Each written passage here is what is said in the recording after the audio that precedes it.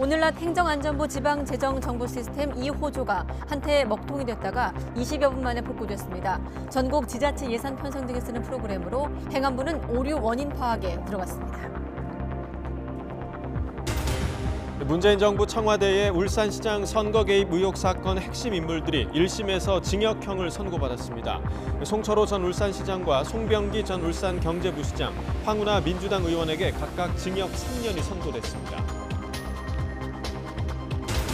용인의 어린이집 원아와 교사 80여 명이 집단 식중독 증세를 보여 보건당국이 역학조사에 나선 것으로 YTN 취재 결과 확인됐습니다. 단체 주문한 김밥에 문제가 있었던 것으로 의심되고 있습니다. 3분기 합계 출산율이 0.7로 역대 최저치를 기록해 극심한 저출산 문제가 다시 확인됐습니다. 4분기에 연말 출생아가 줄어드는 흐름까지 더해져 0.6명대까지 떨어질 수 있다는 우려가 나옵니다. 2030 엑스포 개최지 투표에서 사우디 리야드의 압도적인 승리로 부산은 유치에 실패했습니다. 윤석열 대통령은 긴급 대국민 담화를 열고 민관이 열심히 뛰었지만 예측이 빗나간 건 자신의 부족이라고 사과했습니다. 내년 3월부터 서울 초등학교와 중학교에 로봇 영어 교사를 투입하는 수업을 시범 운영합니다. 학생과 1대1로 영어 대화를 나누는 로봇으로 성과가 좋으면 확대 보급한다는 방침입니다. 뉴스큐 잠시 후에 돌아오겠습니다.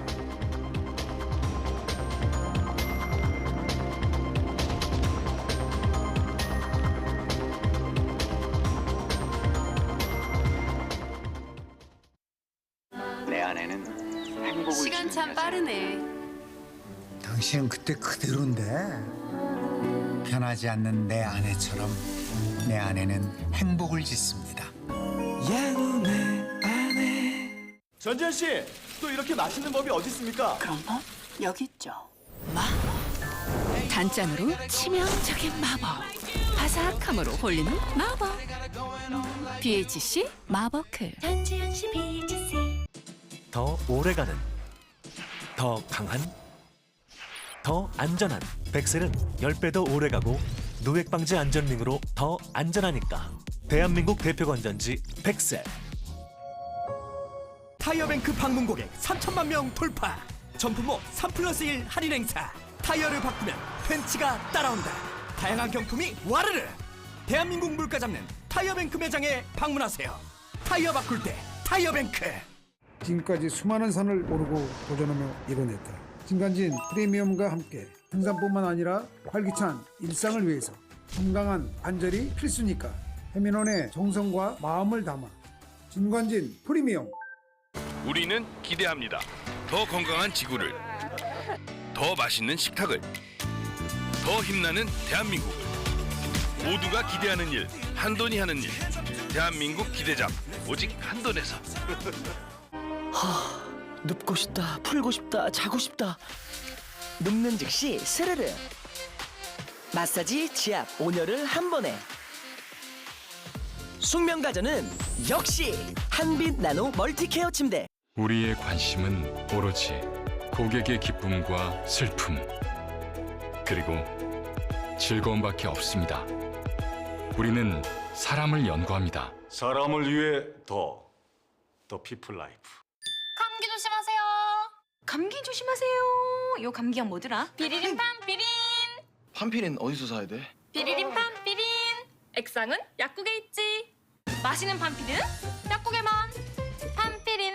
KB는 차를 만들지 않습니다. 오직 중고차 속 숫자들의 가치를 냉정하게 진단합니다. 이러니 KB를 믿을 수밖에.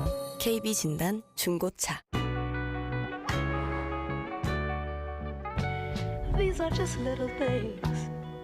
Little things. Oh, but they mean a lot. Always, forever and ever. 'Cause it's the little things that mean an awful lot.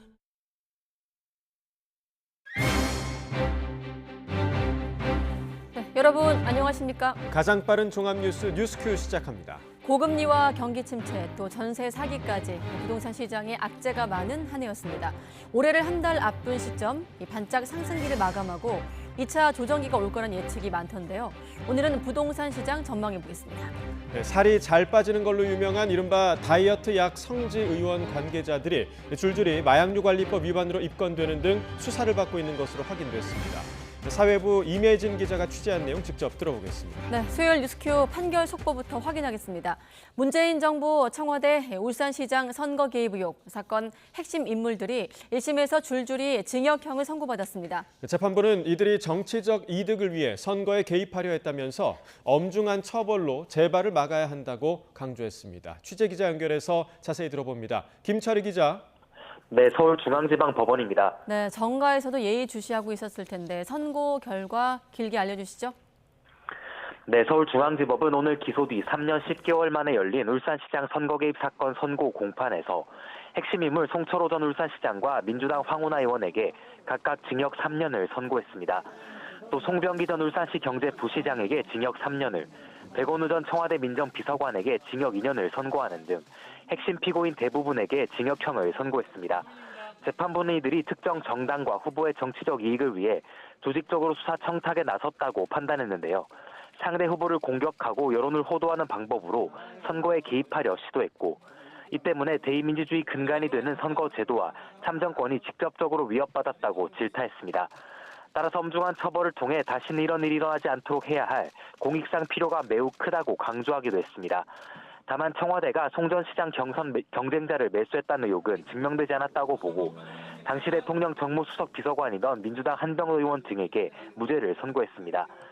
선고가 끝난 뒤 송 전 시장과 황 의원은 법원이 검찰의 일방적인 주장만 수용했다면서 받아들일 수 없다고 반발했습니다. 해당 사건은 지난 2018년 지방선거를 앞두고 청와대가 송 전 시장 당선을 위해 조직적으로 개입했다는 혐의를 골자로 합니다. 송 전 시장의 본선 경쟁자였던 김기현 전 울산시장의 비위 첩보를 송철호 캠프와 청와대가 울산경찰청에 전달해 이른바 하명 수사를 벌였다는 건데요. 그동안 문재인 정부 청와대 인사들은 줄곧 혐의를 부인해왔습니다. 하지만 하명 수사 관련 의혹이 1심에서 유죄로 인정되면서 문재인 정부 청와대 도덕성에도 일정 부분 타격이 불가피해졌습니다. 지금까지 서울중앙지법에서 YTN 김철입니다. 네, 정부 전산망이 또 먹통이 됐다가 복구됐습니다. 네, 이번에는 행정안전부 지방재정관리 시스템인 2호조입니다. 취재 기자 연결합니다. 최기성 기자. 네, 정국부입니다. 네, 2호조, 공무원 내부 전산망이라고 하던데 지금은 정상 작동하는 겁니까? 네, 지금은 문제없이 이용할 수 있다는 게 행안부 설명입니다.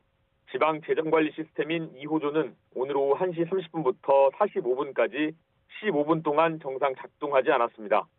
이중화 장비가 작동하면서 이후에는 정상화했습니다. 문제는 보안 장비 시스템에서 시작했습니다. 행안부는 2호조 보안 장비인 침입 방지 시스템, IPS 내부 저장 장치 오류로 문제가 발생했다는 입장입니다. 하지만 장비가 왜 오류를 일으켰는지는 파악하지 못하고 있는 단계입니다. 문제가 발생한 2호조는 공무원들이 내부 회계 처리에 사용하는 전산망입니다. 서울시를 포함한 243개 지자체, 33만 지방공무원이 사용하는 지방재정관리 시스템으로 예산 편성이나 지출, 결산 등에 사용합니다. 지방재정관리 시스템은 행안부 소속 한국지역정보개발원이 관리합니다. 정부 전산망 먹통 사태는 최근 잇따라 발생하고 있습니다. 지난 17일에는 행정전산망 오류로 주민센터에서 서류 발급 등의 차질을 빚었고 22일에는 주민등록 시스템이 문제를 일으켰습니다. 23일엔 조달청 나라장터가 먹통이 됐고 24일에는 모바일 신분증 서비스가 일시 중단됐습니다. 지금까지 전국부에서 전해드렸습니다.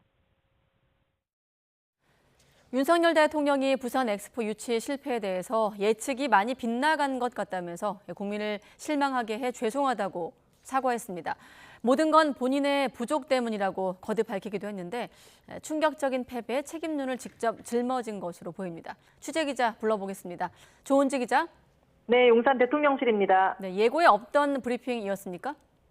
네, 점심시간을 앞둔 12시쯤 윤석열 대통령은 엑스포 관련 국민께 드리는 말씀이라는 제목으로 브리핑룸 마이크 앞에 섰습니다.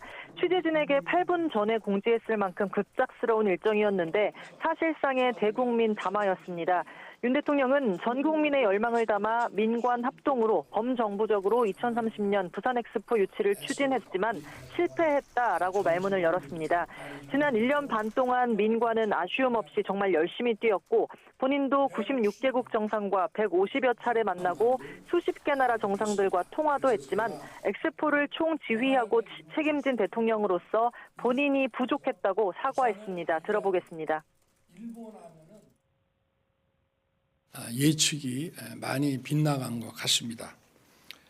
이 모든 것은 전부 저의 부족이라고 생각해 주십시오. 부산 시민을 비롯한 우리 국민 여러분께 실망시켜드린 것에 대해서 정말 죄송하다는 말씀을 드립니다. 모든 것은 제 부족함입니다. 네, 윤 대통령은 부산 엑스포 유치는 서울과 부산을 두 축으로 한 균형 발전을 통해 비약적 성장을 하기 위한 시도였다면서 이 전략은 차질 없이 그대로 진행될 거라고 강조했습니다.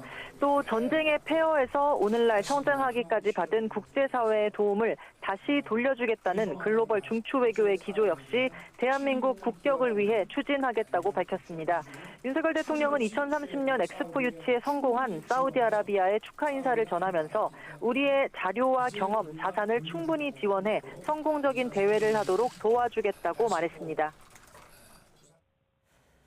네, 윤 대통령이 이렇게 특정 사안에 대해서 직접 담화를 발표하는 건 이례적인 건데 그만큼 좀 엄중하게 보고 있다는 뜻인가요? 네, 윤석열 대통령이 취임 이후 용산 대통령실 브리핑룸에서 생중계로 대국민 담화에 나선 건 지난해 이태원 참사 이후 두 번째입니다. 윤 대통령은 오늘 대통령실 투톱 김대기 비서실장과 조태용 안보실장을 필두로 수석급 참모들을 배석한 채 10분 20초 동안 진솔한 메시지를 전했습니다. 대통령실 핵심 관계자는 부산 엑스포 유치가 국정 과제였던 만큼 국정 책임자가 국민 앞에 말하는 건 당연한 일이라고 설명했습니다. 박빙 예상과 달리 큰 격차로 패한 것에 대해서는 유치위원회 차원에서 세세하게 따져보고 문제점, 개선점을 차차 점검하겠다고 말했습니다. 윤 대통령이 저의 부족의 소치 등 세 차례나 본인에게 화살을 돌렸는데요. 여권 내 책임론을 짊어지고 국론 분열을 차단하고자 하는 의도가 깔린 걸로 해석됩니다. 하지만 거대 야당은 물론 여권 분위기 역시 심상치는 않습니다. 정부 관계자는 YTN 통화에서 어제 국무회의에서도 윤 대통령은 엑스포 유치를 낙관하는 분위기였는데 콜드게임 패배를 당한 것 아니냐고 지적했습니다. 출구 전략도 없이 엑스포가 가능한 것처럼 민관을 동원하고 현지 분위기를 호도한 게 누군가는 책임을 지고 거취 표명을 해야 한다고도 비판했습니다. 아무래도 5개월 앞으로 다가온 총선, 특히 부산 민심에 얼마나 파장을 미칠지 우려하는 목소리인데 엑스포 후폭풍에 정치권도 촉각을 기울이고 있습니다. 지금까지 용산 대통령실에서 YTN 조은지입니다. 네, 본격적인 공천 심사를 앞두고 국민의힘 내부에선 현역 의원 최대 절반 물갈이설이 거론되고 있습니다. 당무감사 결과를 토대로 경쟁력이 떨어지는 인사들을 대폭 교체할 거란 전망인데 민주당에선 이낙연 전 대표의 신당 창당 가능성도 주목받고 있습니다. 국회로 가보겠습니다. 손효정 기자. 네, 국회입니다. 네, 먼저 국민의힘 당무감사 결과 후폭풍이 이어지고 있죠? 네, 하위 평가를 받은 당협위원장 46명, 22.5%의 공천 배제를 권고한 당무 감사 결과가 발표된 이후 국민의힘에선 현역 교체 폭이 더 클 거란 관측이 제기되고 있습니다. 현역 의원 최대 절반가량이 물갈이 될 거란 이야기가 당 안팎에서 나오는 겁니다. 특히 정당 지지율보다 개인 지지율이 낮은 현역 의원들을 공천관리위원회에 통보하겠다는 방침을 두고 상대적으로 국민의힘 지지세가 강한 대구 경북, 부산 경남 등 영남권 의원들의 긴장감이 높아지고 있습니다. 감사 결과를 바탕으로 컷오프 칼날이 우선 영남권 현역 의원을 향할 거란 우려입니다. 영남권 의원들은 물갈이 자체가 총선 승리로 연결되는 게 아니고 투명하고 객관적인 공천 절차가 보장돼야 한다며 이 같은 전망을 경계했습니다. 선거 때마다 이렇게 좀 물갈이라는 이름으로 이제 혁신을 좀 해왔고 지난 21대 때 한 43%를 물갈이를 했습니다. 그렇기 때문에 이제 혁신을 하더라도 물갈이를 하더라도 좀 좋은 물갈이. 당 핵심 관계자는 당무 감사 하위권에 영남권 의원들이 대거 포함됐다는 일부 보도에는 선을 그으면서도 총선 때마다 현역 의원 교체율이 40%가량 된다며 대규모 물갈이론의 여지를 남겼습니다. 당무 감사위 관계자도 YTN과의 통화에서 당보다 지지율이 낮은 현역 의원 규모는 2자릿수라고 밝혔습니다. 이런 가운데 본격적인 공천 심사를 진행할 여당 공천관리위원회는 이르면 다음 달 중순 출범할 것으로 보입니다. 지도부는 당 상황을 잘 모르는 외부 인사가 공천 작업을 주도할 경우 당내 갈등이 커질 수 있는 만큼 가급적 내부 인사 가운데 공관위원장을 발탁하는 방향에 무게를 싣고 있습니다. 네, 이번에 민주당입니다. 이낙연 전 대표가 신당 창당 가능성을 부인하지 않으면서 당내 파장이 이어지고 있죠? 네, 지난 대선 경선 경쟁자였던 이낙연 전 대표가 어제 이재명 대표를 겨냥해 작심 발언을 쏟아냈습니다. 강성 팬덤과 이 대표의 리더십을 문제 삼으며 당내 민주주의가 무너졌다고 날선 비판을 했는데 신당 창당 여부에 대해서도 여러 갈래의 모색이 있다며 가능성을 열어뒀습니다. 이재명 대표는 이 전 대표 발언 직후 별다른 입장을 내놓진 않았는데요. 친명계와 지도부는 이 전 대표가 민주당을 벗어나 새로운 당을 만들기는 쉽지 않을 거라며 신당 가능성을 낮게 판단하고 있습니다. 저희들은 이낙연 대표께서 민주당과 함께 정치 인생과 모든 과정을 다 해오셨기 때문에 그거는 검토의 그 내용은 아닌 것 같습니다. 하지만 공천 과정에서 비명계 의원들에 대한 불이익이 현실화된다면 이 전 대표를 중심으로 신당 움직임이 본격화될 거란 관측도 나오고 있습니다. 이런 가운데 민주당 내부에선 내년 총선에 적용할 선거제를 놓고 갑론을박이 이어지고 있습니다. 크게 지금의 준연동형 비례대표제를 유지하며 위성정당 방지법을 통과시키는 방안과 병립형 권역별 비례대표제를 도입하는 방안이 맞서고 있습니다. 이재명 대표를 비롯한 지도부는 선거 승리를 위해선 민주당에 유리한 과거 병립형 비례대표제로 돌아가야 한다는 의중을 내비쳤는데 선거제 퇴행은 안 된다는 다른 의원들의 반발이 만만치 않아 앞으로 논의 상황이 주목됩니다. 지금까지 국회에서 전해드렸습니다. 지난 9월에 태어난 아기가 1년 전보다 14.6% 줄면서 9월 기준 역대 최대 감소폭을 기록했습니다. 이에 따라 3분기 합계 출산율이 0.7명으로 역대 최저 기록을 이어갔는데 올해 4분기에는 0.6명대로 추락할 것으로 보입니다. 이승은 기자입니다. 지난 9월 태어난 아기는 18,700여 명으로 지난해 9월보다 3,211명, 14.6% 줄었습니다. 12달 연속 1년 전 대비 최저 기록이자 역대 최대 감소율입니다. 이에 따라 여성 1명이 평생 낳을 것으로 예상되는 평균 출생아 숫자인 합계 출산율은 지난 3분기에 0.7명으로 집계됐습니다. 0.7명은 역대 3분기 기준 최저 기록이자 지난 2분기에 이어 2개 분기 연속 최저 기록입니다. 본인이 이제 작년 8월부터는 조금 회복을 했거든요. 근데 이제 아직 회복 전까지의 혼인 부분들이 출산으로 이어지다 보니까 출산에서 조금 감소를 계속해서 하고 있는 것 같습니다. 통상 연말로 갈수록 출생아 수가 적어지기 때문에 올해 4분기에는 0.6명대로 추락할 것으로 보입니다. 통계청은 다만 지난 1분기 합계 출산율 0.81명을 고려하면 연간 0.7명 선은 무너지지 않을 것으로 보고 있습니다. 혼인 추이를 보면 내년 전망도 암울합니다. 지난 3분기 혼인 건수는 1년 전에 비해 8.2% 준 4만 1,700여 건으로 역대 가장 적었습니다. 혼인 건수는 코로나 사태가 끝나면서 올해 초 증가세를 보였지만 지난 7월부터 석 달 연속 줄었습니다. 출생아는 줄고 고령화 현상으로 코로나 때보다도 사망자는 늘면서 지난 3분기 자연 감소 인구는 3만 350명으로 3분기 기준 역대 가장 많이 줄었습니다. 이에 따라 우리나라 인구는 3년 11개월째 자연 감소했습니다. YTN 이승은입니다. 지난해 코로나19가 잦아들면서 다문화 혼인이 혼인 관련 통계 집구 이후 가장 큰 폭으로 증가한 것으로 나타났습니다. 통계청의 자료를 보면 지난해 다문화 혼인은 17,428건으로 한 해 전보다 3,502건, 25.1% 늘었습니다. 관련 통계가 집계되기 시작한 2008년 이후 최대폭 증가입니다. 전체 혼인 가운데 다문화 혼인이 차지하는 비중도 7.2%에서 지난해 9.1%로 상승했습니다. 올해 주택분 종합부동산세 납세자가 지난해보다 3분의 1 수준으로 줄어든 41만 2천 명으로 집계됐습니다.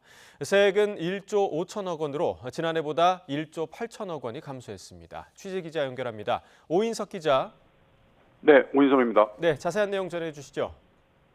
네, 기획재정부와 국세청은 올해 주택분 종합부동산세 과세 인원이 41만 2천 명으로 지난해 119만 5천 명에 비해 3분의 1 수준으로 감소했다고 밝혔습니다. 종부세 세액은 1조 5천억 원으로 지난해 3조 3천억 원과 비교해 1조 8천억 원이 줄었습니다.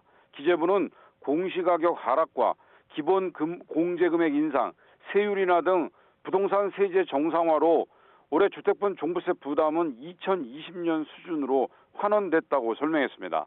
1세대 1주택자의 경우 종부세 과세 인원은 11만 1,000명으로 지난해보다 12만 4천 명이 감소했고 세액은 905억 원으로 1,657억 원이 줄었습니다. 다주택자 과세 인원은 24만 2천 명으로 지난해와 비교해 66만 2천 명이 감소했고 세액은 4천억 원으로 1조 9천억 원이 줄었습니다. 주택분 기본공제 금액은 올해부터 일반 납세자는 6억 원에서 9억 원으로 1세대 1주택자는 11억 원에서 12억 원으로 높아졌습니다. 지역별로 보면 서울의 올해 종부세 과세 인원이 23만 9천여 명으로 지난해보다 58.4% 감소했고 세액은 5,604억 원으로 66% 줄었습니다. 경기도는 종부세 과세 인원이 8만 6,500명으로 74%, 세액은 2,968억 원으로 64% 감소했습니다. 모든 지역에서 종부세 과세 인원이 줄었고 공시가격이 크게 하락한 세종과 인천, 대구, 대전 등의 감소율이 더 높았습니다. 법인 주택분 종부세 과세 인원은 6만 명으로 지난해보다 4천 명 늘었고 세액은 1조 원으로 3천억 원 증가했습니다. 주택과 토지분을 합한 전체 종부세 대상은 49만 9천 명, 세액은 4조 7천억 원입니다.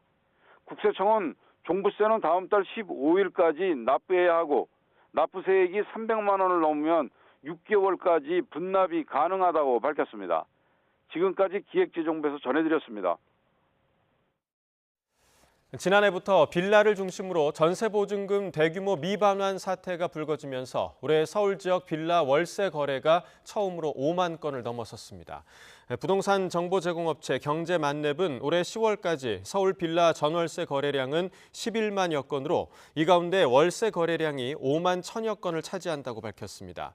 빌라 월세 거래량은 지난 2011년 관련 통계를 집계한 이후 가장 많은 수치로 지난해 같은 기간보다도 10% 넘게 늘었습니다. 반면 전세 거래량은 5만 9천여 건으로 같은 기간 22% 감소했습니다. 외국인이 우리나라에 보유한 주택이 전체 8만여 가구에 달하고 이 가운데 절반 이상을 중국인이 소유한 것으로 나타났습니다. 국토교통부는 올해 6월 말 기준 외국인이 소유한 국내 주택이 8만 7천여 가구로 우리나라 전체 주택의 0.46%를 차지한다고 밝혔습니다.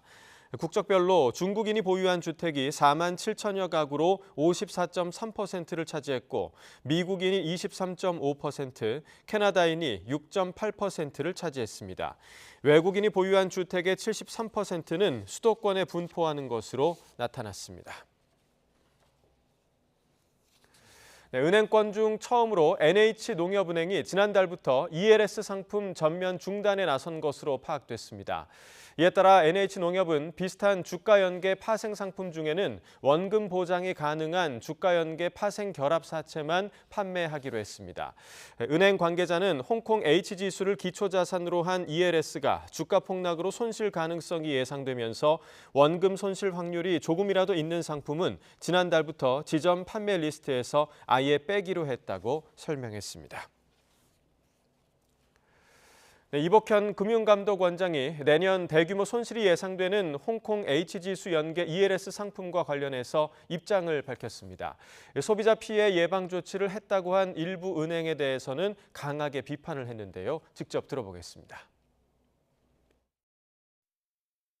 최근 일부 은행에서 그 ELS와 관련된 묻기도 전에 굳이 무지성으로 소비자 피해 예방 조치가 다 마련됐다는 등등 운운하시면서 말씀하는 그런 부분은 솔직히 저희에게는 소비자 피해 예방 조치를 했다라고 들리기보다는 자기 면피 조치를 했다는 식으로 들리는 게 아닌가라는 고위험 고난도 상품이 다른 데도 아닌 은행 창구에서 고령자들한테 특정 시기에 고액이 몰려서 판매됐다는 것만으로도 사실은 과연 그 적합성 원칙이 제대로 지켜졌는지에 대해서 일단 한번 의구심을 품을 수 있는 점이 있고.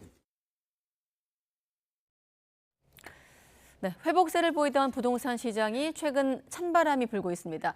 변곡점을 맞이했다는 분석과 또 잠시 조정 국면이다 이런 분석이 동시에 나오고 있습니다. 전문가와 부동산 시장 전망해 보겠습니다. 고종환 한국자산관리연구 원장과 함께하겠습니다. 네, 안녕하십니까? 네, 안녕하십니까? 반짝 상승기를 좀 거치는 것 같았는데 네. 연말에 다시 좀 찬바람이 부는 것 같습니다. 전반적인 좀 시장의 흐름이라고 해야 될까요? 어떻게 그렇죠. 평가하십니까? 네, 그러니까 올해 1월 이제부터 오르기 시작한 부동산, 특히 네. 이제 서울을 비롯한 수도권 주택 가격이 9월까지는 확실하게 올랐습니다. 그러던 집값이 10월 이후에 변화가 나타나기 시작을 했고요. 네. 11월부터는 이제 하락세로 좀 전환했다라고 말할 수 있겠습니다. 참고로 말하면 2014년부터 집값이 오르기 시작했거든요. 네. 그랬던 집값이 2021년 10월경에 네. 수도권에 일단 고점을 찍은 것으로 보입니다. 그런 이후에 한 13개월 정도 내리다가 올해 설 이후에 다시 오르기 시작했거든요. 네. 그랬더니 그러다가 이제 다시 지금 내리니까 이제 2차 조정기가 다시 오는가 이런 말을 네. 좀 할 수 있을 것 같고요. 현재 시장은 뭐 매수세가 이제 관망세가 짙어지면서 이 거래가 감소하는 현상이 아주 심각하게 나타나고 있습니다. 그러니까 거래 감소, 가격 약세 현상이 좀 나타나고 있다. 지금 현재 시장은 그렇게 진단할 수 있을 것 같습니다. 네, 거래 감소? 네, 가격, 매매 가격은 네. 약세인데 단 하나 또 추가 드린다면 네. 전세 가격은 오르고 있어요. 그러니까 시장이 좀 혼란스러운 혼조세 양상을 보이고 있다고 진단이 됩니다. 그렇군요. 지금 전반적인 총평을 하셨다면 우리 네. 강론으로 들어가서 하나씩 네. 여쭤보겠습니다. 먼저 서울 강남 지역 최근 기사들도 좀 쏟아지고 있던데 비교적 네. 좀 안전 자산으로 분류가 되고 주택 시장의 지표로 좀 활용되는 곳 아니겠습니까? 하락세로 좀 바뀐 물론 뭐 워낙 비싸기 때문에 몇 억씩 떨어졌다고 해도 그렇죠. 체감하기 쉽지 않습니다만 네. 그 배경을 원인은 어떻게 보십니까? 네, 그렇죠. 우리가 이제 강남 집값이 내렸다는 것은 여러 가지 상징적 의미가 있죠. 이제 강남 시장은 아시다시피 집값이 오를 때 네. 좀 진원지, 중심지 역할을 하지 않습니까? 그리고 이제 서울만 놓고 보면 강남이 오르면 마용, 성광동이라고 그래서 이 또 다른 지역으로 확산이 되고요. 그다음에 이제 노도관, 금광구 뭐 이런 네. 외곽 지역으로까지 확산되는 그런 현상이 나타나기 마련인데 지금 특징은 이제 강남이 내렸다고 하는 것은 앞으로 서울 전체뿐만 아니라 뭐 수도권이나 지방으로까지 하락세가 뭐 저 개인적인 견해는 내년 초까지는 확실하게 그럴 것 같고요. 왜냐하면 내년 네. 2월부터 이제 봄 이사철이 시작이 되거든요.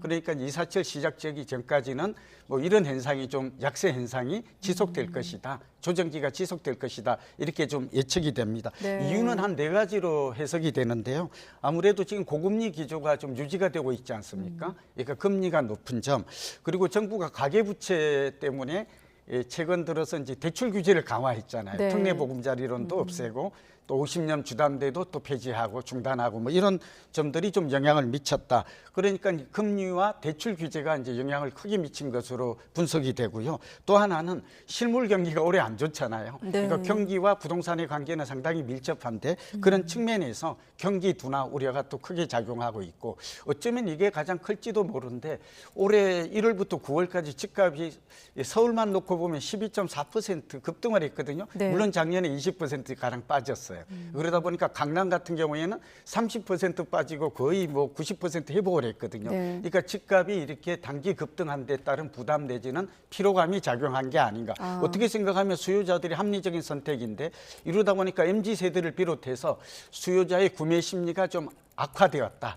그러다 보니까 매수세가 감소하고 또 거래가 감소하고 매물이 쌓이면서 가격 약세 현상이 나타나고 있다고 분석됩니다. 고금리 어떤 영향, 또 하나 경기 둔화, 그리고 단기 급등에 대한 피로감을 꼽으신다. 이런 것들이 여러 가지로 한꺼번에 작용하고 있다고 분석이 되죠. 자, 사실 그런데 집값 상승을 주도하기 때문에 말씀하신 영향이 있습니다만 요즘엔 또 부동산 시장을 양극화 현상이 또 심화하고 있다고 분석하고 있기 때문에 좀 따로 분리해서 볼 필요도 있지 않을까 이런 생각도 들거든요. 네, 그렇죠. 지금 여러 가지 트렌드의 하나 중에는 이제 쏠림 현상, 양극화, 또 편중 내지는 집중화 현상이 좀 나타나고 있죠. 그게 가장 강했던 곳이 역시 서울 강남, 마용, 성광 이런 지역이었는데 이런 지역들의 특징은 오를 때는 많이 오르지만 내릴 때도 많이 내리는 특징이 있어요. 그리고 이런 움직임은 결국은 확산되는 경향이 있거든요. 좀 전에 설명드렸듯이 결국 강남이 오르면 서울 전체 그리고 경기 인천도 또 영향을 받고 결국 이런 것들이 이제 천안 아산을 넘어서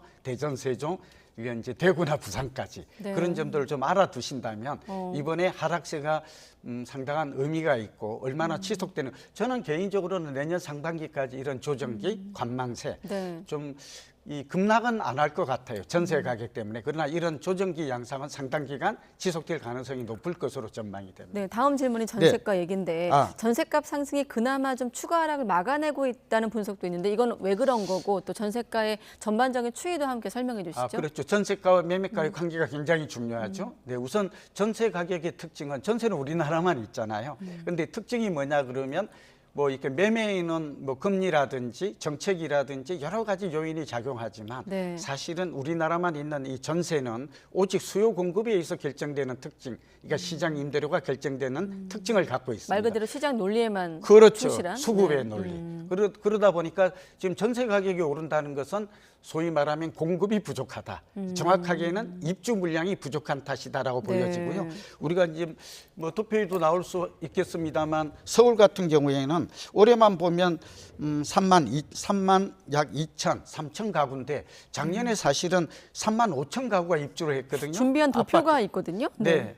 그래서 이제 3만 5천 가구가 작년에 입주를 했고 올해는 약 3만 2,800가구, 그러니까 부동산 1, 2사 자료입니다만 입주할 걸로 예정이 되는데 그러니까 적정한 입주 물량은 얼마인가 이걸 따져보면 서울 같은 경우에는 1, 2인 가구가 증가하고 뭐 여러 가지 새로운 수요가 증가하는 걸 감안하면 4만 내지 4만 5천 가구는 매년 입주가 일어나야 이게 전세가 안정이 이루어진다라고 볼 수 있는데 작년부터 이렇게 입주 물량이 줄어든 걸 알 수가 있죠. 이 얘기는 전세 가격 상승으로 나타나고 뭐 이대로 간다면 내년에는 전세 가격이 더 오를 확률이 높아졌다. 입주 물량이 감소하니까. 그런데 더 우려스러운 점은 입주 물량뿐만 아니라 인허가 물량, 착공 물량, 분양 물량이 동시에 줄어들고 있다. 그러니까 공사비가 올라서 그런 거예요? 그렇죠. 그러니까 소위 말하면 이제 그 분양 가격 인상, 원가가 오른 측면도 있고 사실 그 건설회사들이 이제 그만큼 뭐 PF 문제나 이런 것들로 해서 집을 많이 짓고 있지 못하다.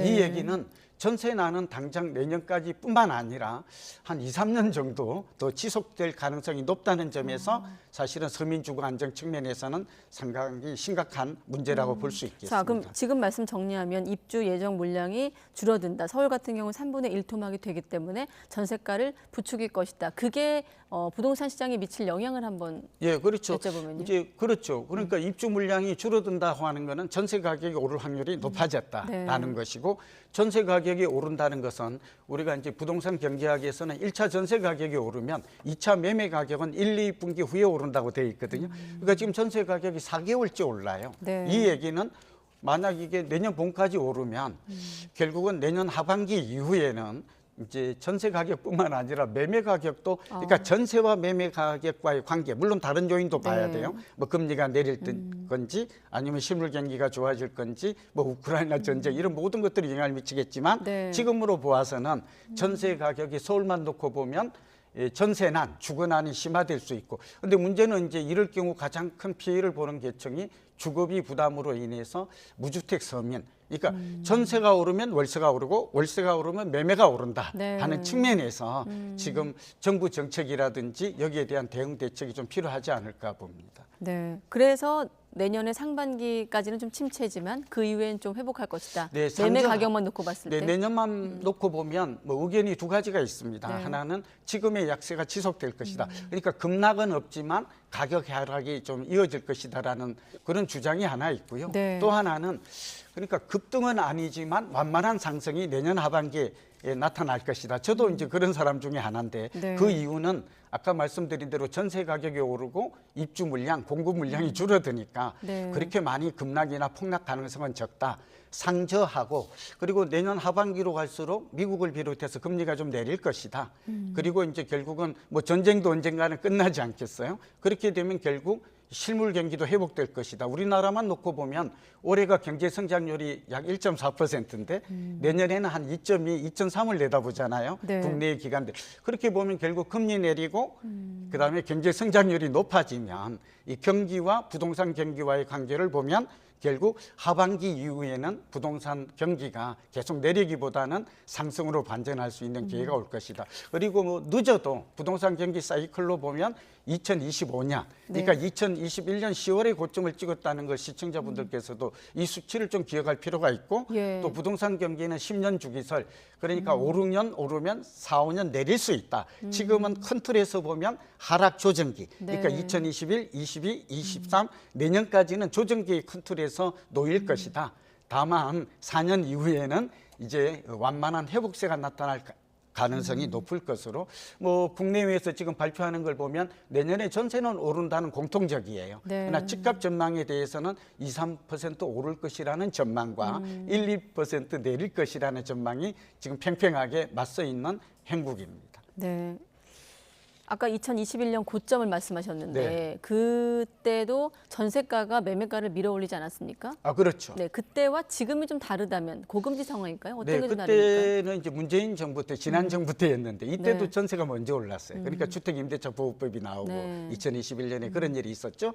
예, 그런데 뭔데 지금은 지금은 조금 좀 상황이 다르긴 해요. 그래서 어쨌든 고금리 기조가 이게 이제 집값 하락을 지금 멈추게 했고 네. 또 그런데 강남 같은 경우는 아까 말씀드린 굉장히 좀 복잡한 양상인데 강남은 많이 오른 대신에 많이 내렸어요. 많이 내리다 보니까 저가 매수세가 들어와서 올해 상반기에 상당히 단기 급등했다라는 거잖아요. 네. 근데 지방 같은 데는 또 모양이 달라요. 양극화. 그러니까 크게 내린 것도 없고 크게 오른 것도 없고 그래서 이렇게 지지부진한 이걸 네. 우리는 이제 급등도 급락도 없는 그런 상황을 조정기라고 말하거든요. 지금은 네. 조정기를 조정기다. 막고 있다. 네. 그 와중에 계속 오르거나 내리는 게 아니라 금리에 따라서 정책에 따라서 수급에 따라서 지금 올랐다 내렸다 하는 그런 혼란스러운 모습이 전개되고 있다고 보입니다. 급등도 급락도 없는 2차 조정기를 맞고 있다는 게 이제 고종환 원장님의 생각이신데 네. 종합적으로 이제 미국의 기준금리 인상 여부 또 정부의 정책이 어떻게 상호 작용할 것인가 관건으로 보이는데 그 중에 하나 변수가 또 하나 주택담보대출 금리 아니겠습니까? 네. 5개월째 오르면서 8개월 만에 최고치를 기록했다고 저희가 보도했는데 단순하게 기준금리는 동결인데 왜 이렇게 주담대 금리는 5개월 연속 오르는 겁니까? 네, 그 이유가 두 가지인데요. 하나는 기준금리와 이제 시중 실질금리라고 그러거든요. 실질금리는 약간 좀 괴리되어서 움직입니다. 그러니까 이제 기준금리는 동결되었지만 현재 놓고 보니까 가계대출 금리가 현재 5.04고요. 주택담보대출 금리가 4.56을 기록하고 있거든요. 이게 약간 올라가고 있습니다. 그 오른 이유는 우리가 대출을 하기 위해서는 재원이 필요하잖아요. 네. 이게 은행채 5년물인데 코픽스 금리라고 그러죠. 이 금리가 좀 올랐습니다. 이게 4.71로 전달보다도 이제 0.28% 오르니까. 그러니까 대출 자금의 조달 금리가 비용이 상승하니까 또 대출 금리도 오르는 것이다. 이렇게 이해가 되고요. 또 이 촉발은 미국의 10년물 국채입니다. 그러니까 우리가 알아둬야 될 게 그래서 저도 매일 미국의 10년물 국채의 금리 변화를 보는데 오늘 보니까 좀 내렸어요. 4.2, 3 이렇게 되기 때문에 그래서 이제 이 말을 드리는 이유는 결국은 이제 미국의 국채 금리가 오늘 기준으로 보면 좀 내렸기 때문에 과거에는 5%를 넘어섰어요. 네. 지난달에는 그랬던 금리가 이제 좀 하향을 걷고 있다라는 것은 그나마 다행한 일이고 또 미국 국채 금리가 내린다는 것은 우리 은행채 5년물의 코픽스 조달 금리가 내릴 것이고 그렇게 되면 제가 볼 때는 내년쯤에는 우리 이 주담대 금리도 좀 내리지 않을까 그렇게 긍정적인 기대를 해봐도 될 것 같습니다. 아무튼 지금 상황에선 이자 부담이 좀 커진 상황이고 그렇다 보니 그 부담을 못 견디고 이제 매물을 내놓는 이른바 영끌족들도 있을 텐데 네. 매매 자체가 지금 실종된 상황 아니겠습니까? 거래 실종이죠. 거래 실종, 절벽. 네. 거래 절벽, L자형. 자 네. 그러면 이때 어떤 접근은 어떻게 해야 되는 겁니까? 예, 그러니까 상당히 좀 어려울 수 있는데요. 우선 앞으로 전망이 이제 그러니까 금리의 변화 또 실물 경기의 변화를 눈여겨볼 필요가 있다. 아까 이제 네. 수급의 변화도 중요하다고 한 서너 가지 주요 변수를 설명을 드렸잖아요. 네. 예, 무주택자 입장에서는 저는 부동산 경기의 불확실성이 내년에 굉장히 높아요. 선거도 있고 또 언제쯤 미국이 지금 금리가 이제 고점을 찍었다고 하지만 뭐 2, 4분기 이후에는 미국이 금리를 내릴 것이다 이런 전망이 많이 나오고는 있지만 네. 언제쯤 금리를 내릴지 우리는 알 수가 없죠. 그 얘기 한 시간이 상당 시간 된 것 같아요. 아, 네네. 그런데 그렇게 보면 내년에 불확실성이 높다. 예. 우선 금리 인하가 언제일지 또 실물 경기가 언제 이럴 때에는 내년 상반기까지는 좀 관망하는 게 좋을 것 같고요.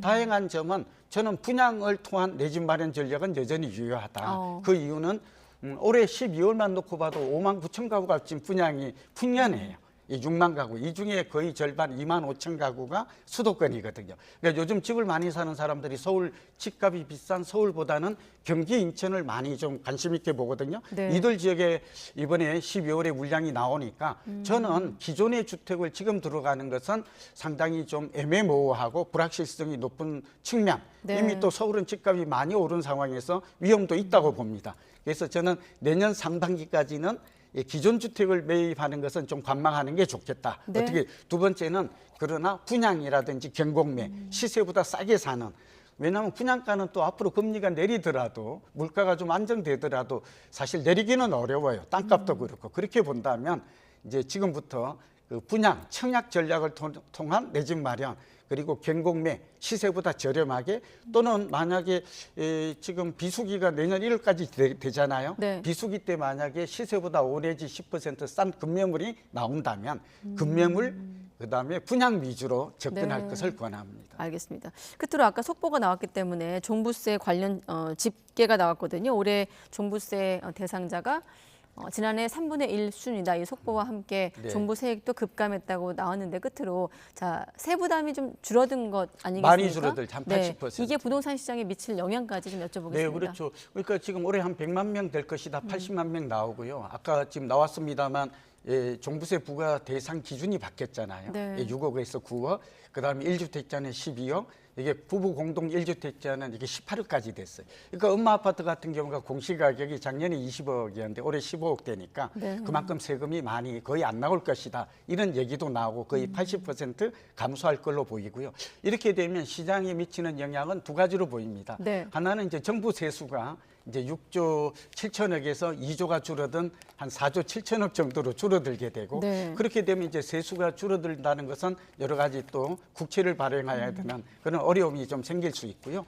두 번째는 세금 부담이 이제 줄어든다는 점에서는 좀 긍정적이죠.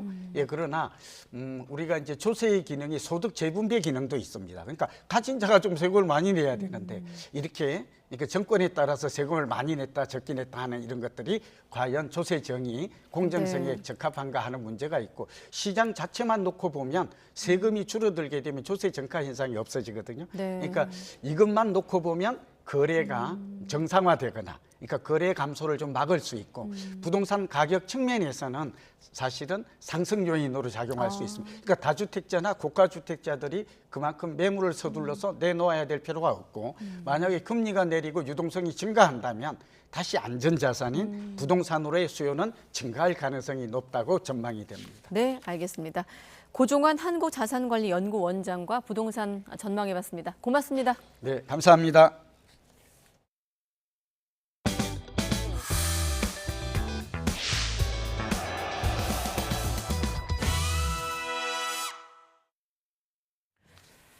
KBS 이사회와 MBC 대주주인 방송문화진흥회 야권 성향 이사들이 청탁금지법 위반을 이유로 방송통신위원회 조사를 받게 된 것은 현 정권의 공영방송 장악 음모라면서 중단을 촉구했습니다.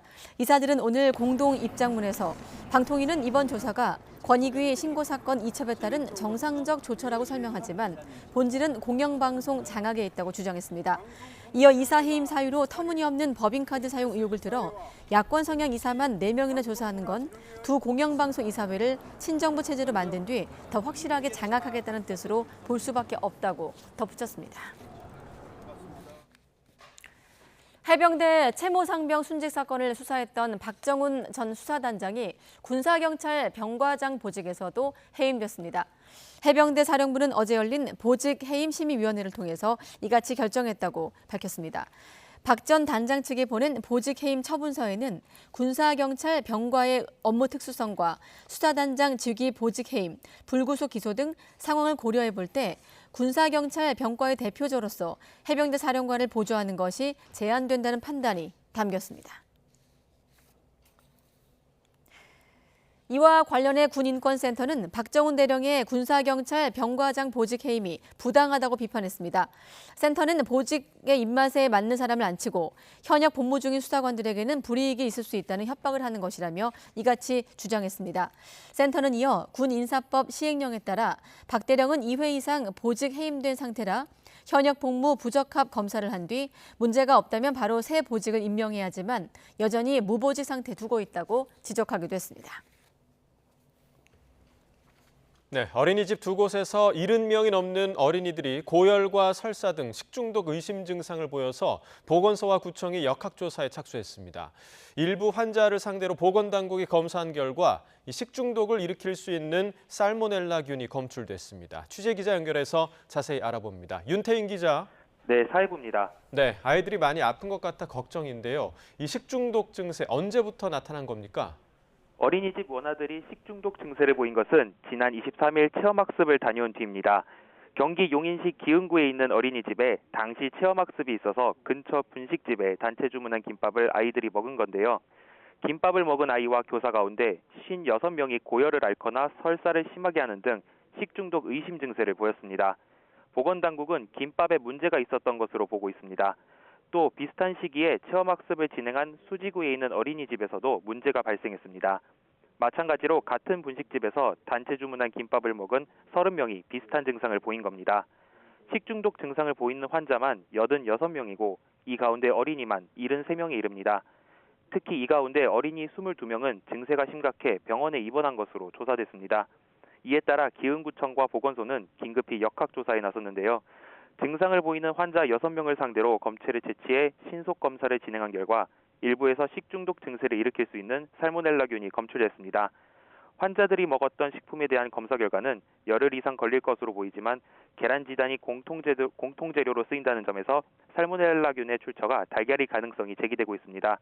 문제가 된 분식점은 지난 24일부터 휴업에 들어간 상태입니다. 보건당국은 해당 분식집에서 음식을 만들 때 사용했던 조리도구와 식재료 등을 확보해 정밀 검사를 진행하고 있습니다. 지금까지 사회부에서 전해드렸습니다.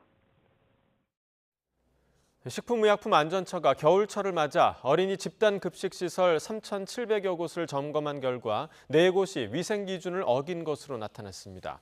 적발 사례를 보면 해당 어린이집들은 위생기준을 어기거나 건강진단을 하지 않은 것으로 조사됐습니다. 또 음식을 만들어 제공한 식품은 만일의 경우를 대비해 1인분 분량을 144시간 이상 보관해야 하는데도 이를 어긴 어린이집도 한 곳 적발됐습니다. 다만 급식용 조리도구와 조리식품 600여 건을 수거해 식중독균을 검사한 결과 모두 적합한 것으로 확인됐습니다. 불법 증축으로 도로를 좁게 만들어 이태원 참사를 더욱 키운 혐의를 받는 해밀턴 호텔 대표가 1심에서 벌금형을 받았습니다.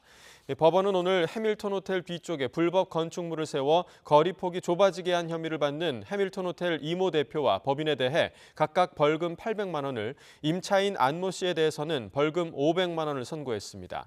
다만 해밀턴 호텔 뒤쪽 불법 증축만 유죄로 인정하고 참사가 일어난 골목인 서쪽에 불법으로 가벽을 세워 도로를 허가 없이 차지한 혐의에 대해서는 이 대표와 법인에 무죄를 선고했습니다. 해외에서 마약을 들여와 국내에 판 일당이 무더기로 붙잡혔습니다. 경찰이 10달에 걸친 추적 끝에 태국에 있던 총체까지 검거해 국내로 송환했습니다. 김근우 기자입니다. 집안에 들이닥친 경찰이 가방을 뒤집니다. 안에는 비닐에 나누어 담은 알약과 흰 가루가 가득합니다. 필로폰과 케타민 같은 마약류입니다. 판매책은 붙잡히는 순간에도 몸이 축 늘어져 있습니다. 마약에 취한 겁니다. 마약류 관리에 관한 법률 위반, 향정, 체포영장에 의해서 체포합니다. 10달에 걸친 경찰의 추적에서 드러난 마약 유통 조직은 모두 4개였습니다. 국내 밀반입부터 판매, 전달까지 피라미드 형태로 치밀하게 역할을 나눴습니다. 주택 배전함 등 눈에 띄지 않는 장소에서 이른바 던지기 방식으로 거래했습니다. 유통망을 따라간 경찰은 태국에 있는 총체까지 국제 공조로 검거했습니다.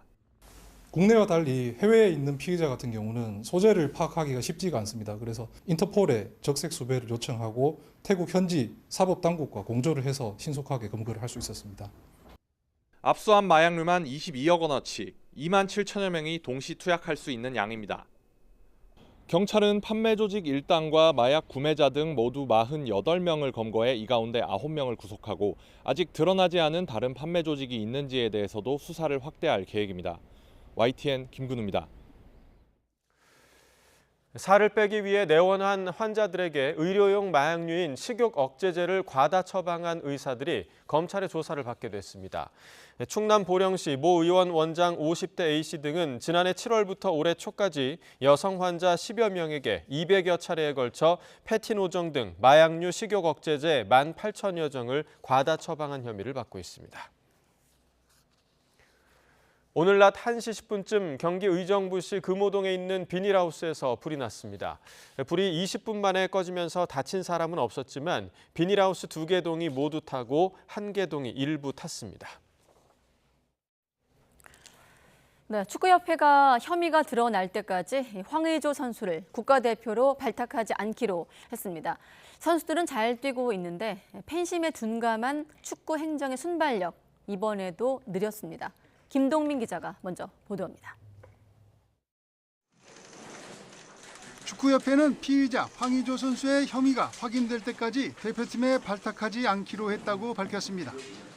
다만 국가대표 선수가 고도의 도덕성과 책임감을 가지고 국가대표팀 명예를 유지해야 될 그런 의무가 있고 이제 그런 점에서 본인의 사생활 등 여러 부분을 관리해야 된다는 점을 고려하였고 지난 22일 중국 원정에서 승리하고 돌아온 클린스만 감독의 말은 달랐습니다. Maybe and probably or whatever. So until there's nothing really concrete, there's no problem for Weijia. He's part of our team. He's a fantastic player. 혐의가 입증되지 않았다는 점은 똑같았지만 내린 결론은 다릅니다. 합의되지 않은 영상을 찍은 혐의로 황의조 선수가 중국전을 앞두고 피의자 신분으로 경찰 조사까지 받았다는 사실을 가볍게 본 까닭입니다. 그럼에도 중국전에서 황의조는 교체로 뛰었고 이에 여론은 윤리위원장의 말대로 더 악화됐습니다. 국가대표로 이 선수가 출전할 경우에 이 출전 대회에서 이제 또 팀 팬들이 느끼실 부분에 대한 우려 등등 여러 가지 재반 사정을 고려해서 클린스만 감독은 협회의 결정을 존중한다고 입장을 바꿨고 황의조는 2부 리그에서 또 골을 넣었지만 내년 1월 아시안컵 출전은 사실상 어려워졌습니다. 지난 3월 승부조작 특별사면과 번복에 이어 축구 팬들에게는 또 한 번 씁쓸함만 남았습니다. YTN 김동민입니다. 국가대표 자격 논란, 황의조 선수가 처음은 아니죠. 한동안 축구 국가대표 수비수로 활약했던 장현수 선수, 지난 2018년 병역특례 봉사활동 실적을 허위로 제출했다가 팀에서 제명이 됐고요. 또 프로야구의 안우진 선수는 학교폭력 논란에 휘말리면서 국가대표 3년 자격정지 처분을 받았습니다. 또 여자 프로배구에서 활약을 하던 쌍둥이죠. 이재영, 이다영 자매는 재작년 중학생 시절 학교폭력 전력이 드러나며 국가대표 자격을 영구 박탈당했습니다. 자, 음주도 단골 메뉴입니다. 스피드스케이팅의 김민석, 정재웅, 정재원, 정선교 선수는 대표팀 훈련 기간에 음주와 또 거기에다가 음주운전 사고까지 일으켜서 선수 자격이 정지되기도 했습니다. 자, 축구 국가대표 유니폼입니다. 국가를 대표하는 것 결코 가벼운 자리가 아니라는 걸 선수를 비롯해서 이들을 관리하는 협회 또한 이번 사안을 통해 다시금 깨닫는 계기가 되었으면 좋겠습니다. 네, 북극발 한파 속에서 중부 일부 지역에 눈이 내리고 있습니다. 기온이 영하권에 머물고 있어 도로 미끄럼 사고도 우려되고 있습니다. 내일은 오늘보다 기온이 더 떨어지면서 추위가 절정에 달할 것으로 예상되고 있는데 취재기자 연결해서 추위, 또 눈 현황 알아보겠습니다. 정혜윤 기자. 네, 정혜윤입니다. 네, 지금 눈이 내리는 곳이 있다고요? 네, 오후부터 중부 서해안과 수도권, 강원도 영서 지방에 산발적으로 눈이 내리고 있습니다. 북극 한기가 남하하면서 서해상이 만들어진 눈구름이 해안과 일부 내륙에도 영향을 주고 있는 건데요. 경기 동부와 강원도 곳곳에 파란색과 녹색 눈구름의 모습이 보입니다. 네, 오늘은 밤까지 충청과 호남, 수도권 일부 지역에 1cm 안팎의 눈이 내려 쌓일 것으로 예상됩니다. 양이 많지는 않지만 영하권 추위 속에 도로 살얼음이 발생하거나 통행이 뜸한 도로는 빙판을 이룰 가능성이 커 주의가 필요합니다. 특히 추위가 더 강해지면서 내일은 서해안을 중심으로 1에서 3cm의 눈이 집중되겠고 금요일인 모레까지 이어지겠습니다. 네, 내일은 더 춥다고 했는데 기온이 많이 떨어지는 건가요? 네, 강한 북극 한기가 계속 유입되면서 밤사이 10도 이상 기온이 떨어지는 곳이 많겠습니다. 이 때문에 경기 동부에는 한파주의보가 새로 내려졌고 기존 특보 발효 지역인 강원도와 경북은 발령 지역이 크게 늘었습니다. 기상청은 오늘 오전 10시부터 한파주의보를 확대 발표하고 특보 지역을 중심으로 철저한 한파 대비를 당부했습니다. 내일 아침 대관령 기온이 영하 13도까지 떨어지겠고 철원 영하 11도, 파주 기온도 영하 10도까지 곤두박질하겠습니다. 서울도 아침 기온이 영하 8도, 체감 온도는 영하 13도까지 곤두박질하면서 이번 추위가 절정에 달하겠습니다. 북극발 추위는 이번 일요일 아침까지 이어지다 낮부터 점차 누그러질 전망입니다. 지금까지 문화생활과학부에서 YTN 정혜윤입니다. 오세훈 서울시장은 오늘 오전 서울시청에서 신계용 과천시장을 만나 서울 편입 관련 입장을 들었습니다. 이번 면담은 김포시장, 구리시장, 고양시장에 이은 네 번째 경기도 지자체장과의 회동입니다. 두 사람은 서울 시민과 과천 시민의 불편을 해소하는 방향으로 서울 편입을 추진해야 한다는데 뜻을 모았습니다. 함께 들어보겠습니다. 이제부터는 메가시티 논의를 해묵은 행정구역에만 집착할 것이 아니라 생활권과 행정구역 불일치로 시작된 시민 불편을 해소하는 데 총력을 기울여야 할 때입니다. 서울시는 여기에 필요한 연구 분석을 지속해 나갈 것이고 앞으로 정부와 정치권에서도 이 논의에 시민 의견이 충분히 담길 수 있도록 함께 애써주실 것을 요청드립니다. 과천시 발전에 유리한 방향은 무엇인지, 또 과천 시민이 갖고 있는 권리나 혜택은 계속 유지될 수 있는 것인지에 대한 협의가 필요하다는 생각을 갖게 되었습니다. 시간을 두고 과천시 발전과 과천 시민에게 유리한 방향으로 협의가 되어야 한다고 생각을 하고 있습니다. 네, 방송통신위원회가 유진그룹의 YTN 최다의 출자자 변경 승인을 보류했습니다. 또 을지학원이 신청한 연합뉴스TV의 최다의 출자자 변경 승인도 보류가 됐습니다. 방통위는 오늘 이동관 방통위원장과 이상인 부위원장 등 2명이 참석한 가운데 방통위 회의를 열어 이같이 의결했습니다. 방통위는 유진그룹의 유진 ENT에 대해 외부 심사위원들이 심사한 결과 승인이 적합하다는 결론을 내렸습니다. 하지만 YTN 발전을 위한 투자 계획 등이 구체적이지 않고 재무적 위험성이 있다는 의견을 비중 있게 제시한 점을 받아들여 미흡한 사항에 대한 구체적인 계획을 확인한 뒤에 승인 여부를 결정하기로 했습니다.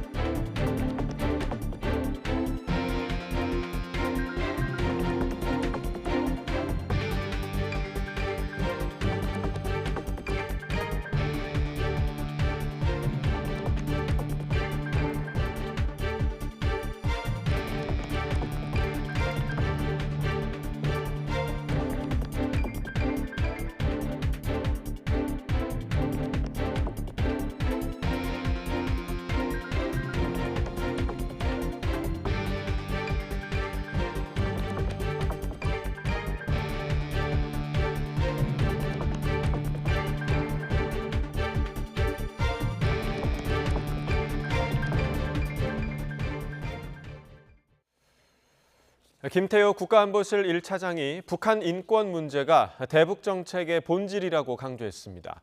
북한의 참혹한 인권 현실을 전 세계에 알려야 한다고 밝혔는데요. 직접 들어보겠습니다. 북한 인권 문제를 제기하고 개선하는 노력 자체가 모든 우리의 대북 정책의 본질이기 때문입니다.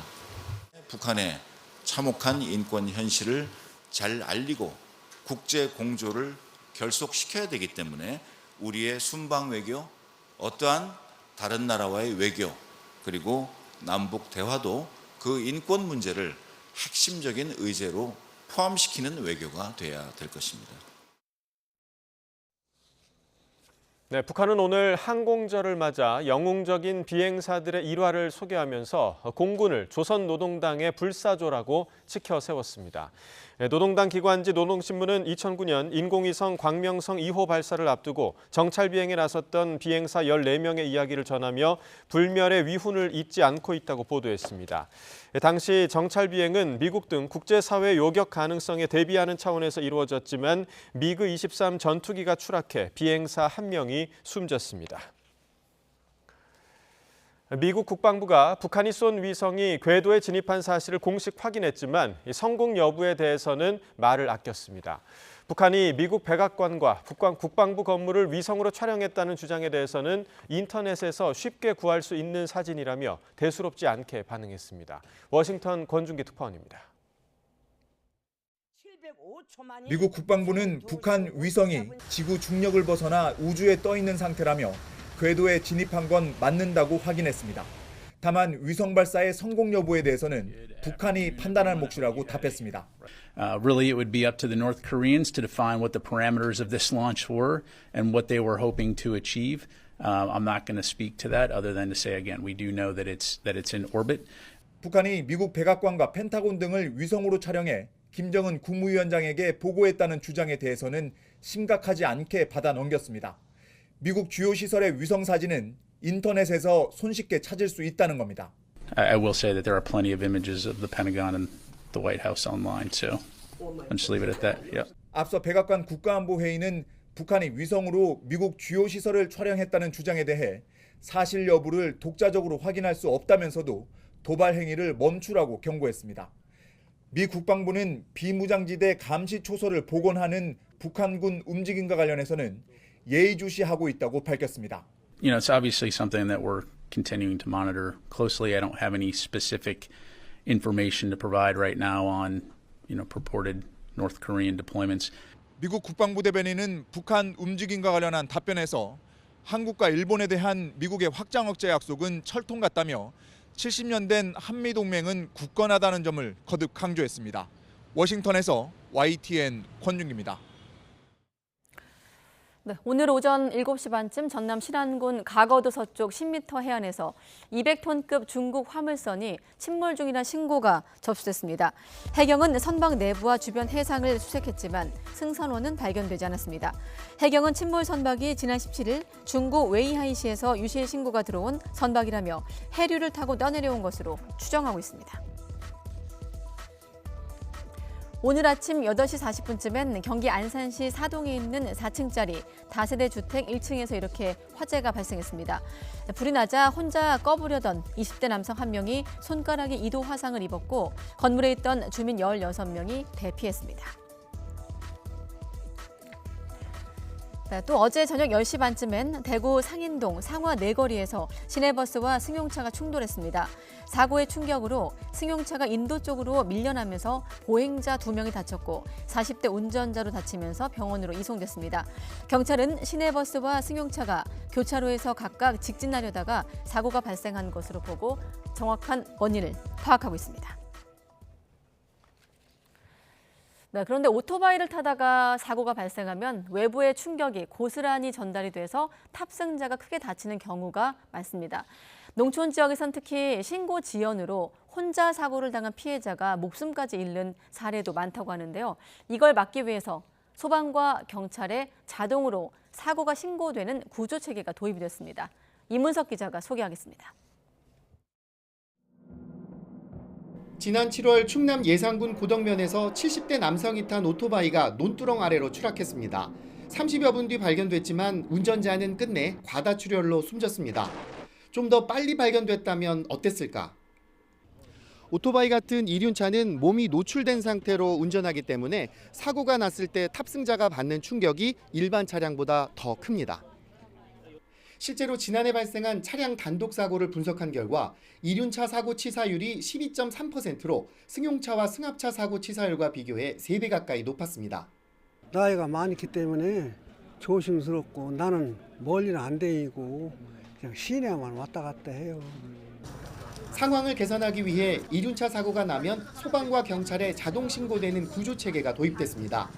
속도와 기울기 변화, 충격을 감지하는 단말기를 달아서 사고로 판단되면 자동으로 구조 신호를 보내는 방식입니다. 사고가 아닌 상황에서도 이제 충격이나 기울기가 감지될 수 있기 때문에 사고를 정확하게 판단할 수 있는 그런 인공지능 기술까지 이제 건비가 되어 있습니다. 혹시나 있을 오인 신고로 경찰과 소방에 부담을 주지 않도록 당분간은 통합관제센터에서 구조 신호를 받아 전화 등으로 확인 작업을 먼저 거치기로 했습니다. 이륜차 사고 자동 신고 시스템 사업은 충남도와 함께 추진하는 사업으로 이륜차 사고로 인한 인명피해를 최소화하는 것이 우선입니다. 1년 시범 사업을 통해 문제점을 보완하고 신고 체계가 안정화되면 국토교통부와 협의를 거쳐 전국 확대 여부가 결정될 전망입니다. YTN 이문석입니다. 조희연 서울시 교육감이 서울 서희초등학교 교사 사망 사건이 경찰 수사에서 혐의 없음으로 종결된 것과 관련해 유감을 표하면서 순직 인정을 받도록 최선을 다하겠다고 밝혔습니다. 조 교육감은 오늘 기자회견에서 경찰이 서희초 사건과 관련해 교육부와 시교육청이 협동조사에 내놨던 보고서를 조금 더 적극적으로 검토해줬으면 하는 안타까움이 있다며 이같이 밝혔습니다. 이어 현재 고인의 순직이 인정될 수 있도록 노무사와 변호사, 인사팀이 지원하고 있다면서 인사혁신처와 협력해 순직 인정에 최선을 다하겠다고 말했습니다. 영어 공교육 강화를 위해 내년부터 서울의 초등학교와 중학교에 영어 개인교사 로봇과 챗봇이 시범 도입됩니다. 또 2026년에는 서울 모든 중학교 1학년은 외국인 학생과 비대면으로 교류하는 국제 공동 수업에 참여할 수 있게 됩니다. 조희연 서울시 교육감은 오늘 열린 다문화시내 준비를 위한 서울교육 국제화 추진과 영어 공교육 강화 방안을 발표했습니다. 정부가 사교육비 증가세를 잡겠다고 나섰지만 올해 3분기까지 사교육비 지출이 지난해보다 오히려 늘어난 것으로 나타났습니다. 송경원 정의당 정책위원이 통계청 가계동향 조사를 분석한 결과 올해 3분기 미혼 자녀가 있는 부부의 학생 학원 교육 관련 지출은 평균 41만 5천 원으로 지난해보다 16.4% 늘었습니다. 정규 교육 과정에서 부족한 부분을 보충하거나 선행학습을 위해 쓰는 학생 학원 교육 지출은 1분기 월 평균 39만 4천 원, 2분기엔 38만 8천 원으로 지난해보다 최대 11% 증가했습니다. 서울 강남 신축 아파트의 입주 예정일이 당장 코앞이지만 구청의 준공 승인을 받지 못해서 입주민들의 속이 타들어가고 있습니다. 시공사는 임시 승인을 받아 입주에 차질이 없도록 하겠다는 입장인데 입주민들은 내부 부실 시공도 의심된다며 분통을 터뜨리고 있습니다. 윤혜리 기자의 보도입니다. 아파트 단지를 따라 가림막이 길게 둘러쳐져 있습니다. 곳곳에는 건설 자재들이 나뒹굽니다. 6,700여 세대의 입주가 임박한 서울 개포동에 있는 신축 아파트 단지입니다. 아파트 주변에 펜스가 둘러쳐져 있고 아직 정리되지 않은 흙더미가 한가득입니다. 당장 입주가 코앞이지만 아파트 정비 기반 시설 공사가 아직 완료되지 않은 겁니다. 이 때문에 강남구청은 지난달 준공 승인을 보류했습니다. 아파트 단지 방음벽과 전기시설 등 기반 시설과 기부 체납 시설 공사가 아직 완료되지 않았다는 이유입니다. 이에 시공사 측은 임시 사용 승인을 받아 입주에 차질이 없도록 하겠다는 계획입니다. 조합원들에게는 코로나와 우크라이나 전쟁 등으로 자재 수급이 늦어지고 물가가 상승해 공사가 지연됐다며 각종 공사는 내년 초까지 진행될 예정이라고 설명했습니다. 승인이 늦어지는 동안 입주민들의 속은 타들어갑니다. 당장 이사 걱정은 물론 아파트 내부 상황도 좋지 않기 때문입니다. 내부 마감재가 계약 당시 보던 것과 달라 시공사의 교체를 요구했지만 어렵다는 답만 돌아왔습니다. 예쁜 자재로 시공해놓고 나중에는 이게 문의를 맞출 수 없다고 얘기하는 거는 소비자를 우롱하는 처사고 약간은 저희 소비자들이 사기당한 거 아닌가 싶은. 당장 임시 사용 승인을 받아 입주가 가능해지더라도 정식 승인을 받기 전까지 입주민들의 불편은 여전히 이어질 것으로 보입니다. YTN 윤혜리입니다. 네, 최근 잇따른 논란으로 비상경제 체제에 들어간 카카오가 경영 실태 진단 과정에서 내부 갈등을 겪고 있는 것으로 전해졌습니다. 김정호 카카오 경영지원 총괄 겸 외부 준법감시기구 위원은 본인 SNS에서 김범수 창업자 요청으로 기업 내 골프 회원권을 조사했다고 밝혔습니다. 그러면서 특정 부서는 투어 프로 수준으로 골프를 치고 있는 것으로 나타났다면서 골프 회원권을 75% 정도 매각하겠다고 보고한 뒤부터 2달 동안 이를 반대하는 임원들과 전쟁 수준의 갈등을 겪었다고 밝히기도 했습니다. 네, 내년에 대규모 손실이 예상되고 있는 홍콩 H지수 연계 ELS 사태와 관련해 이복현 금융감독원장이 은행권을 향해서 작심 발언을 쏟아냈습니다. 다만 아직 조사가 진행 중인 상황에서 이 불안전 판매를 전제로 한 이 같은 질타가 부적절하다는 지적도 나오고 있습니다. 엄윤주 기자가 취재했습니다. 담당자의 유도에 그저 관성처럼 재가입했다. 그 일도 모르는 70대 엄마에게 손해볼 일 거의 없으니 걱정하지 말라 했다. 홍콩 H지수에 기반한 주가연계 증권 ELS 상품 가입자들이 모인 인터넷 카페에 올라온 글입니다. H지수 폭락에 따른 대규모 손실이 예상된다는 소식에 투자자들의 불안이 커지자 이복현 금융감독원장이 은행권을 강하게 질타했습니다. 은행권이 소비자 예방보호 조치를 충분히 했다고 주장한 걸 조목조목 반박한 겁니다.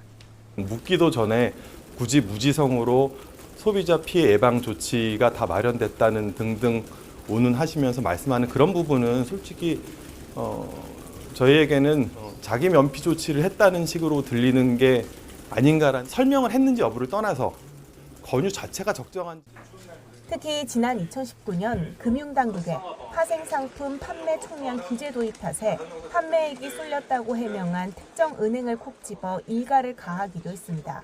수십 개의 은행, 그거보다 더 많은 수십 개의 증권사가 다 합친 것보다도 더 많은 것들을 한 은행에서 팔았다는 것만으로도 그렇게 따지면 증권사는 어차피 한도가 없으면 증권사는 안 팔고 싶어서 안 팔았겠습니다. 하지만 일각에선 H지수가 2016년 폭락한 전례가 있었고 과거 가입 이력이 있는 투자자의 경우에는 수익 손실 구조를 알고 있는 거로 판단돼 불안전 판매로 보긴 어렵다는 시선도 있습니다. 반복적으로 가입을 했다라는 얘기는 이 상품에 대해서 어느 정도의 기본적인 이해는 있을 거다라고 간주가 되는 거거든요. 손실 나고 나니까 난 몰랐다. 제서 설명 못 들었다. 난 그렇게 설명 들은 적 없다. 이렇게 주장하시는 분들이 사실은 상당히 많을 거거든요. 무엇보다 아직 조사 결과도 나오지 않은 상황에서 불안전 판매를 전제로 한 이 같은 발언이 적절하지 않다는 비판도 나옵니다. 최고 책임자 중에 한 명인 금융감독원장이 결과를 정해놓은 것 같은 이런 비판 발언을 쏟아내는 것은 향후 조사에서 가이드라인을 제시하는 것과 같아서 부적절하다고 보입니다. 금감원은 연내 사실관계를 파악한 뒤 추후 책임 분담 기준을 만들겠다는 계획입니다. 하지만 이미 은행권 가운데 처음으로 NH농협은행이 ELS 판매를 전면 중단하기로 하면서 다른 은행들도 대응책 마련에 고심하는 분위기입니다. YTN 엄윤주입니다. 네, 정부가 비나 눈이 내릴 때 건설 현장에서 콘크리트 타설을 원칙적으로 금지하기로 했습니다. 국토교통부는 오늘 이런 내용을 담은 일반 콘크리트 표준 시방서 개정안을 마련하고 불가피하게 타설해야 할 경우엔 책임 기술자인 감리가 사전 또 사후 조치를 승인하도록 했습니다. 앞서 지난 4월 인천 검단 아파트 지하 주차장 붕괴 사고 이후 콘크리트 압축 강도 부족이 부실 시공으로 이어질 수 있다는 우려가 커진 바 있습니다. 샤넬과 에르메스, 나이키가 온라인 판매를 하면서 재판매 금지 등의 불공정 약관을 운영하다가 적발됐습니다. 공정거래위원회는 유명 브랜드 웹사이트 판매 약관을 직권으로 조사한 결과 이들 브랜드의 불공정 약관 10개 유형을 적발해 시정했다고 밝혔습니다. 불공정 약관 가운데 대표적인 것은 고객이 재판매를 목적으로 상품을 샀을 경우 계약을 취소하거나 회원 자격 박탈을 포함해 권리를 제한할 수 있도록 한 조항입니다. 소비를 늘려서 내수 활력을 키우기 위한 행사인 눈꽃 동행축제가 다음 달에 시작이 됩니다. 중소벤처기업부는 다음 달 7일 서울 동대문 디자인플라자에서 눈꽃 동행축제 개막식을 열고 연말까지 행사를 진행한다고 밝혔습니다. 행사 기간엔 쿠팡과 G마켓, 배달의 민족 등 주요 온라인 쇼핑몰을 포함해 200여 개 채널에서 선물과 방한용품, 먹거리를 중심으로 중소기업과 소상공인 제품을 최대 50% 할인 판매할 예정입니다. 네, 반도체 분야 경력이 20-30년에 달하는 이른바 베테랑 퇴직자들이 1년 전 특허 심사관으로 특별 채용이 됐습니다. 우선 기업들이 환영하고 인력 유출 방지 효과가 컸다고 하는데 김진두 기자가 소개하겠습니다. 반도체 메모리 도면을 진지하게 들여다보는 노년의 심사관. 국내 대기업 연구직으로 30년을 일하고 지난해 퇴사한 반도체 전문가입니다.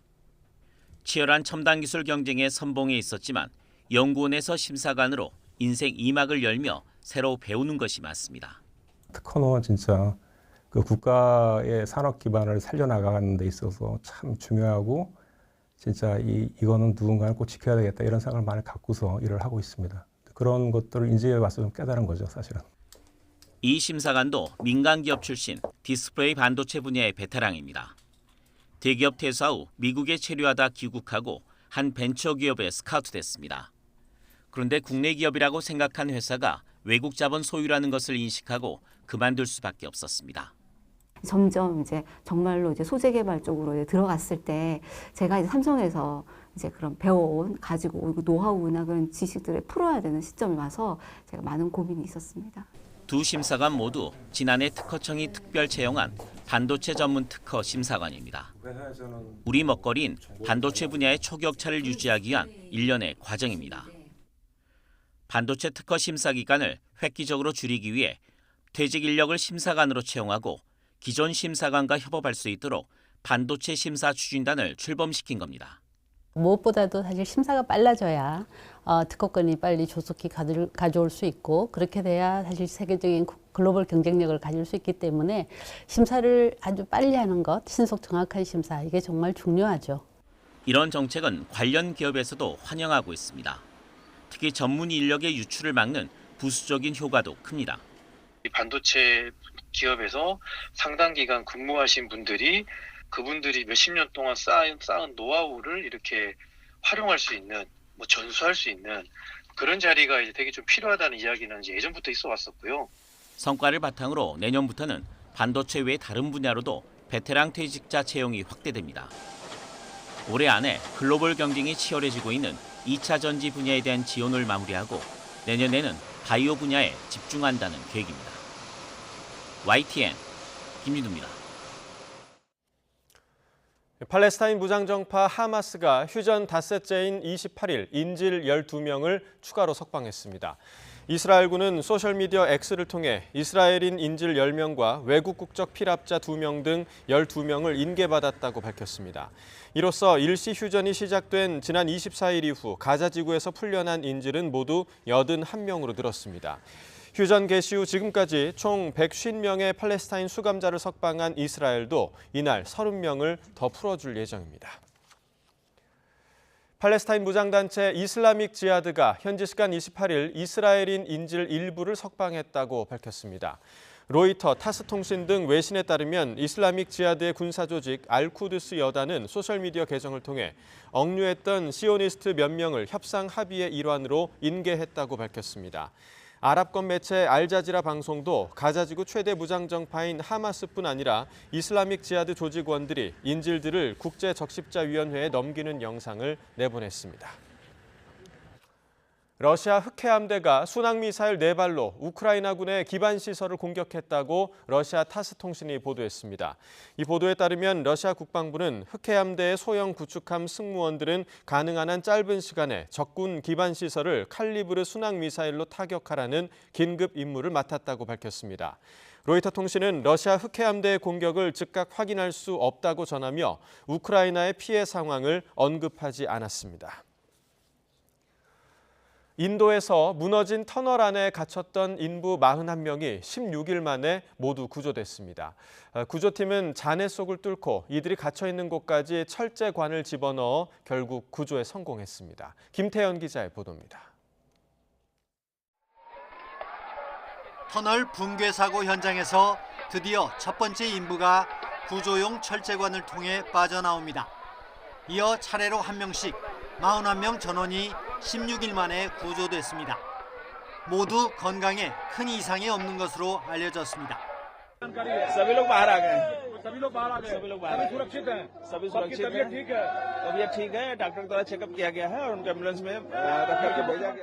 붕괴 사고는 지난 12일 인도 북부 히말라야 산맥 지역의 고속도로 건설 공사 현장에서 일어났습니다. 터널 입구에서 200m 안쪽에 천장이 무너져 내리면서 작업하던 근로자들이 터널 안에 갇혔습니다. 구조팀은 사고 직후 인부들이 있는 곳까지 작은 관을 집어넣어 산소와 음식, 물, 약품을 전달했습니다. 곧이어 사람이 빠져나올 수 있도록 직경 80cm의 구조용 철제관을 투입했습니다. 겹겹이 쌓인 잔해 때문에 실패를 거듭하다 마침내 철제관은 인부들이 있는 곳까지 도달했습니다. Without any hurdle, कल रात से लेके आज सुबह तक उन्होंने धीरे धीरे बिना कोई जल्दी दिखाए हुए समझदारी से पूरी पाइप पुश करके ब्रेक थ्रू अचीव कर लिया है. 가족들은 구사일생으로 돌아온 아버지와 남편, 아들을 반기며 안도하고 기뻐했습니다. YTN 김태현입니다. 암 투병 중인 99세의 지미 카터 전 미국 대통령이 77년 동안 함께한 부인 로잘린 여사의 마지막 길을 배웅했습니다. 로잘린 여사의 장례식에는 바이든 대통령을 비롯한 전현직 대통령과 영부인들이 참석해 경의를 표했습니다. 류재웅 기자의 보도입니다. 지난 19일 향년 96세로 숨진 로잘린 여사의 마지막 추모식은 조지아주 애틀란타의 교회에서 거행됐습니다. 조 바이든 대통령 부부와 빌 클린턴 전 대통령 부부, 미셸 오바마, 로라 부시, 멜라니아 트럼프 등 전직 영부인들이 참석했습니다. 특히 암이 퍼져 연명 치료를 중단하고 호스피스 돌봄을 받고 있는 99세의 카터 전 대통령도 77년 동반자의 마지막 가는 길에 함께했습니다. 카터 전 대통령의 부인에 대한 깊은 사랑은 75년 전 해군 장교로 복무하며 떨어져 지낼 때 썼던 편지로 대신 전해졌습니다. But when I see you, I fall in love with you all over again. Does that seem strange to you? It doesn't to me. Goodbye, darling. Until tomorrow. Jimmy. 로잘린 여사가 전통적 영부인 역할을 벗어던지고 얼마나 적극적으로 논쟁 현안들에 직접 나섰는지도 회고됐습니다. Mom was always well informed on the issues of the day. In the White House, Mom asked Ed so many questions that he finally said that she should attend cabinet meetings. 로잘린 여사는 고향에서 어려서부터 카터 전 대통령과 함께 자란 뒤 1946년 결혼해 모든 정치 역정에 함께했으며 남편의 퇴임 이후에는 카터 재단을 함께 설립해 활동한 연인이자 동지였습니다. 특히 미국인들의 정신건강을 돕는 일에 50년을 전념했습니다. 로잘린 여사는 미국 정치 역사상 77년 가장 오래 함께한 퍼스트 커플 기록과 함께 가장 영향력이 컸던 영부인의 한 사람이라는 인상을 남기며 고향 땅에서 안식을 취하게 됐습니다. YTN 유재욱입니다.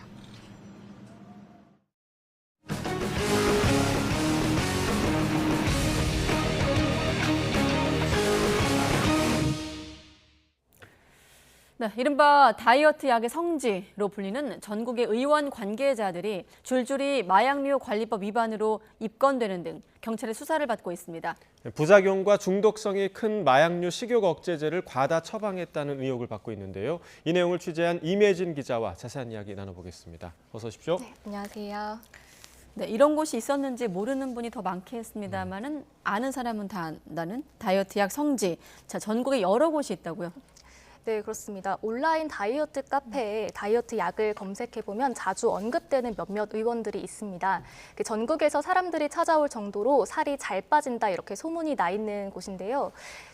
지난해 얼마나 많은 마약류 식욕 억제제를 처방했는지 순위를 매겨보니 이 성지라고 하는 이 의원들이 모두 상위권에 있었습니다. 대구 달서구에 있는 의원이 가장 많은 처방량이 많았고 또 뒤이어 충남 보령시, 또 경기 구리시 의원의 순이었습니다. 네, 이 가운데 대구와 구리에 있는 의원 관계자들은 경찰 조사를 받는 중이고 보령에 있는 의원의 원장과 부원장 2명은 검찰에 송치됐습니다. 네, 지난 6월 식약처 수사 의뢰를 받은 경찰은 보령 의원에 있는 의사 2명을 마약류 관리법 위반과 의료법 위반 혐의로 입건해 검찰에 넘겼습니다. 이들은 여성 환자 10명에게 마약류 의약품 18,000여 정을 과다 처방한 혐의를 받고 있습니다.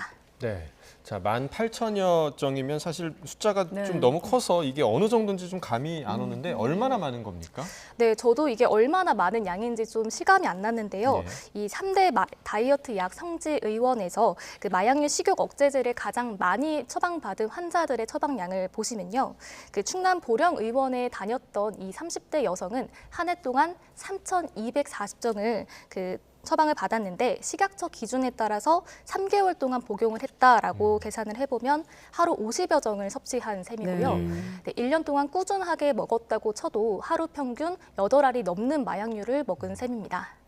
식욕 억제제는 하루 한두 알 복용이 원칙적이기 때문에 네, 이런 추산으로 볼 때 경찰은 마약류 오남용 혐의를 의심하고 있습니다.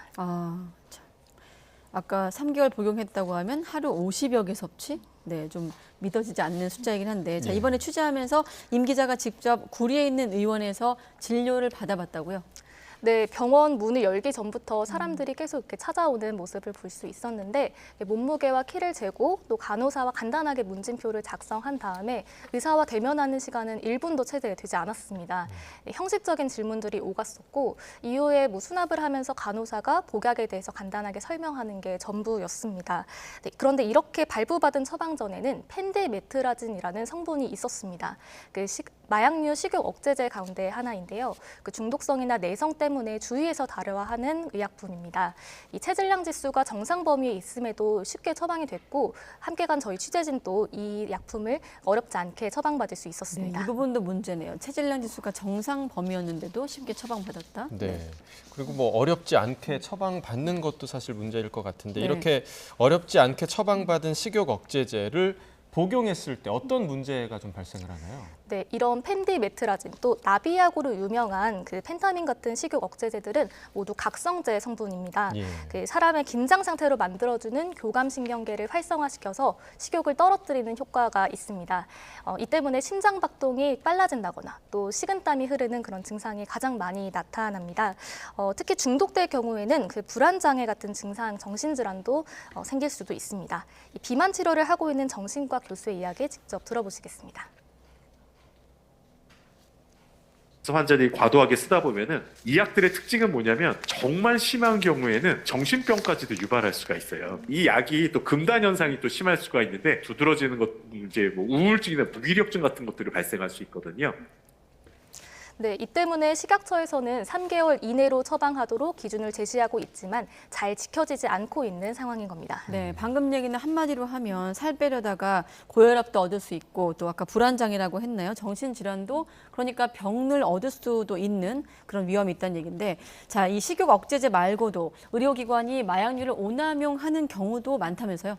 네, 그렇습니다. 앞서 언급했었던 이 대구 달서구 의원 같은 경우에는 식욕 억제제 처방량도 1위였지만 전체 의약용 처방량도 가장 많았습니다. 그러니까 항불안제나 진통제를 포함한 마약류 전체로 봤을 때는 처방량이 식욕 억제제의 2배에 달하는 2,200만 개를 웃도는 수준이었습니다. 또 대리 처방이나 명의 도용, 또 의사의 이른바 셀프 처방도 사각지대라고 볼 수 있습니다. 지난해 한 해 동안 8,000명이 넘는 의사가 의료용 마약류를 스스로 처방한 것으로 집계됐습니다. 이 의료용 마약류 오남용이 사회적 문제로 떠오르고 있는데요. 이 경찰은 얼마 전 의료인이 마약류 중독자로 의심된다면 마약류 중독 진단 검사를 반드시 할 수 있도록 지침을 내리기도 했습니다. 올해 7월까지 식약처가 마약류 오남용이 의심된다며 경찰에 수사를 의뢰한 병원과 의원은 모두 57곳입니다. 네, 자 의료인이 스스로 이제 처방을 이렇게 하는 것도 좀 문제가 될 것 같은데 네. 최근 연예인들에 대한 마약 수사가 굉장히 좀 많잖아요. 네. 수사 상황을 좀 정리를 좀 해주시죠. 네, 인천경찰청 마약범죄 수사계는 지금까지 배우 이선균 씨와 가수 지드래곤 등 7명을 마약류 관리법 위반 혐의로 수사하고 있는데요. 이 가운데 작곡가 정다은 씨와 유흥업소 실장에 대해선 어느 정도 혐의를 입증해 검찰에 넘겼습니다. 네, 또 남양유업 창업주 외손녀인 황하나 씨 등 3명도 계속 입건 전 조사를 받고 있습니다. 네. 자, 그런데 가수 지드래곤 권지용 씨와 배우 이선균 씨 모두 마약 정밀 검사에서 음성이 나온 것 아니겠습니까? 네, 두 사람 모두 국립과학수사연구원에서 정밀 검사를 한 결과 음성 판정이 나왔습니다. 이 향후 수사 방향은 그래서 지켜봐야 할 것 같은데요. 이 권 씨의 경우 출국 금지 조치된 지 한 달 만에 이게 해제가 된 반면에 마약류 관리법상 대마와 향정 혐의로 함께 수사를 받고 있는 배우 이선균 씨에 대해서는 최근 법무부가 출국 금지 1개월 연장을 요청한 것으로 파악됐습니다. 여기에 이성균 등 연예인들에게 마약류를 제공한 혐의를 받는 현직 의사에 대한 구속영장이 기각되기도 했습니다. 네, 이 때문에 경찰 수사에 대해서 좀 무리하게 진행한 거 아니냐 이런 우려의 목소리도 계속해서 나오고 있는데요. 이런 가운데 경찰은 모든 가능성을 열어두고 수사를 하겠다는 방침입니다. 앞서 경찰청 고위 관계자는 음성 결과라도 마약 투약 정황이 확인되면 유죄 판결을 받는 경우도 있다. 이렇게 수사를 계속할 뜻을 이어갔습니다. 네, 모든 가능성을 열어놨지만 임 기자 말대로 부실 수사 논란은 여전한 것으로 보입니다. 추가 속보를 확인하도록 하겠습니다. 네, 사회부 이밀진 기자였습니다. 수고했습니다. 감사합니다.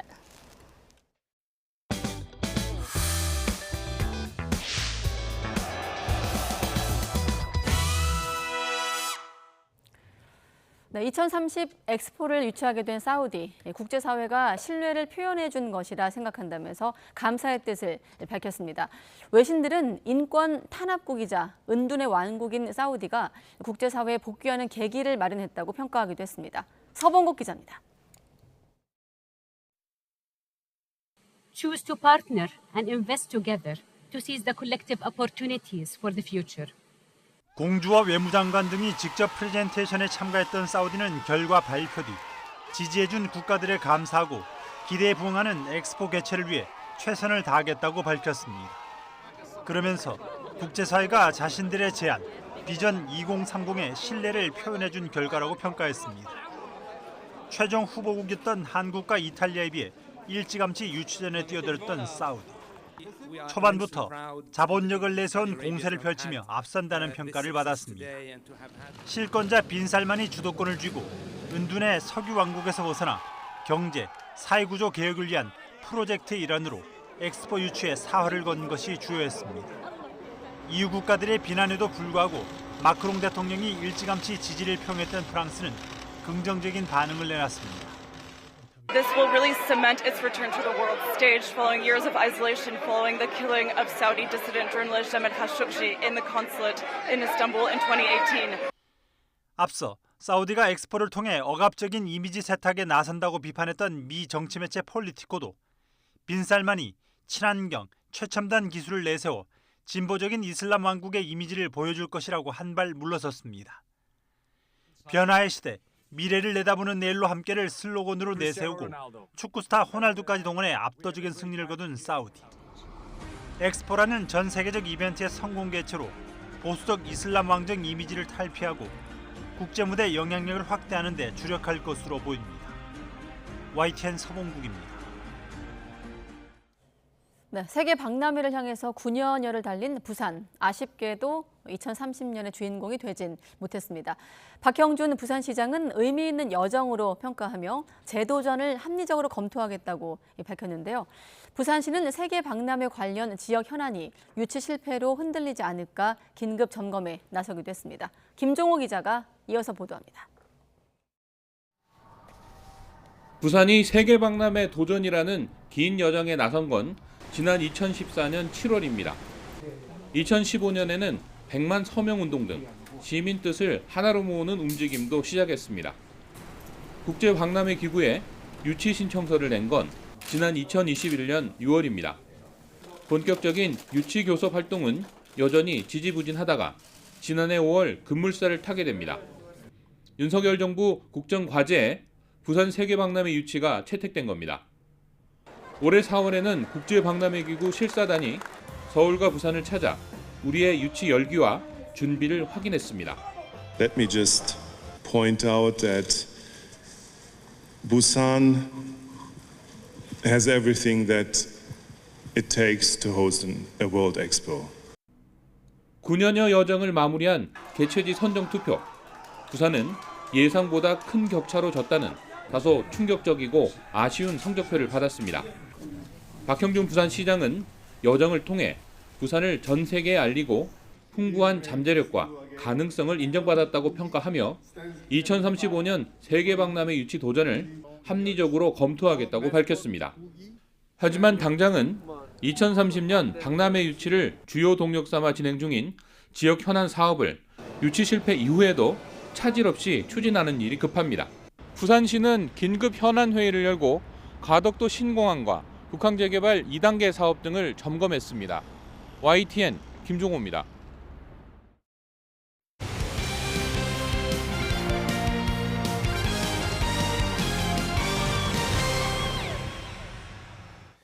스포츠 소식입니다. 내년 도하 세계선수권대회에 출전할 수영 대표팀 선발전이 모두 끝났습니다.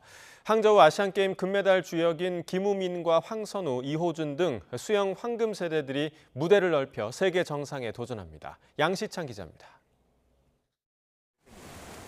항저우 아시안게임 수영 금메달 주역들은 대표 선발전에서도 독보적이었습니다.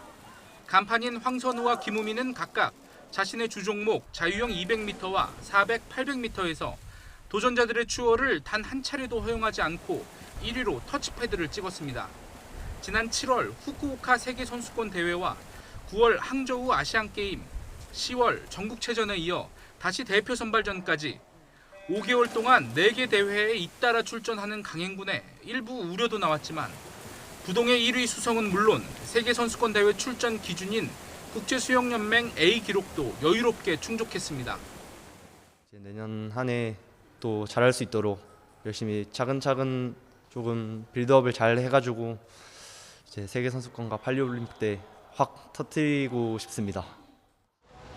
이호준도 자유형 200m에서 비록 김우민의 깜짝 활약에 0.01초 차로 뒤져 3위에 머물렀지만 국제기준 A 기록은 여유롭게 통과했습니다.